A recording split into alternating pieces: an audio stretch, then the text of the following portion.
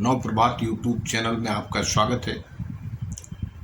सतगुरु कबीर साहब की वाणी बीजक में बड़ी सुनहरी वाणी दी है सतगुरु कबीर साहब ने, और अपने शब्दों में छुआछूत जैसी घिनौनी दुष्प्रवृत्ति पर बहुत कुछ बोला है। Doctor B.R. अम्बेडकर साहब ने कबीर साहब की इस छुआछूत जैसी घिनौनी प्रवृत्ति को बल दिया है और उसका खंडन भी किया है। कबीर साहब ने भी खंडन किया है। देखिए कितना सुंदर खंडन किया है अपने इस शब्द में। बीजक में एक 47वां शब्द है, उस शब्द में क्लियर लिखा हुआ है कि पांडे बूझ पियहु तुम पानी, जेहि मटिया के घर में बैठे तामे सृष्टि समानी। 56 कोटि यादव जहां भींजे, मुनिजन सहज 88। पैग पैगंबर गाड़े, सो सब सरि भो माटी। मच्छ कच्छ घर यार बयाने, रुधिर नीर जल भरिया। नदिया नीर नरक बह आवे, पशु मानुष सब सरिया। हाड़ झरी झरी गूद गली गली, दूध कहाँ से आया। सोले पांडे जीवन बैठे, मटिया यही छुट्टी लगाया।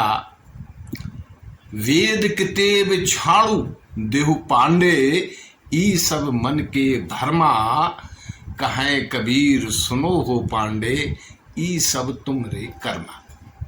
यानी सतगुरु कबीर साहब ने इस शब्द में बिल्कुल स्पष्ट तौर पर कहा है कि यदि कोई पवित्र भी है तो भी उससे जात पूछकर उसके हाथ का छुआ पानी पीने से तुम कतराते हो, यानी छुआछूत मान रहे हो। लेकिन तुम एक बात भूल रहे हो कि जिस मिट्टी के घर में तुम बैठे हो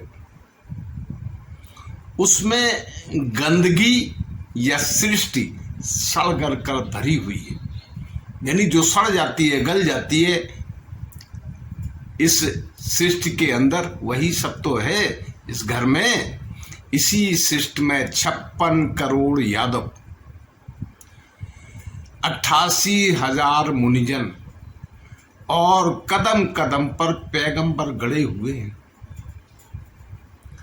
और सब के सब सड़ गल कर मिट्टी हो गए। और उसी मिट्टी से घड़ा बना है जिसमें पानी भरकर तुम पीते हो, तो वह शुद्ध है। और यदि कोई तथाकथित विजाति साफ हाथ से भी छू दे तो वह अछूत कहां से हो गया। बस तुम्हारा मान लेना ही गलत है। इसी तरह पानी को भी देखो, कुएं या नदी के पानी में मेढक, मछली, कछुआ, घड़ियाल, तमाम जीव जंतु हैं जो उस पानी में रहते भी हैं, उसमें प्रजनन भी करते हैं, उसमें उनका खून भी मिल जाता है। और तो और गंदी नालियों से शहर व देहात की गंदगी भी बहकर उसी पानी में मिलती रहती है। यहां तक कि मरे हुए पशुओं और मनुष्यों की लाशें भी उसी पानी में फेंकी जाती हैं। तो सड़कर सड़ी गली सब चीजें पानी में ही मिल जाती हैं। तो पानी शुद्ध कहां से हुआ जिसको लेकर तुम आचार व्यवचार करते हो।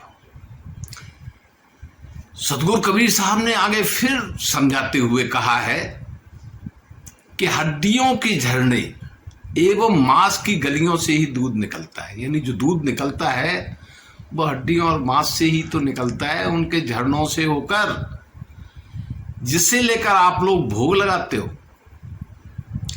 लेकिन स्वच्छ दिखने वाले मिट्टी के घड़े में छुआछूत लगाते हो और यह कहते हो कि वर्ण और जाति को लेकर छुआछूत मानने की बात शास्त्र सम्मत है। तो उसे भी मैं गलत सिद्ध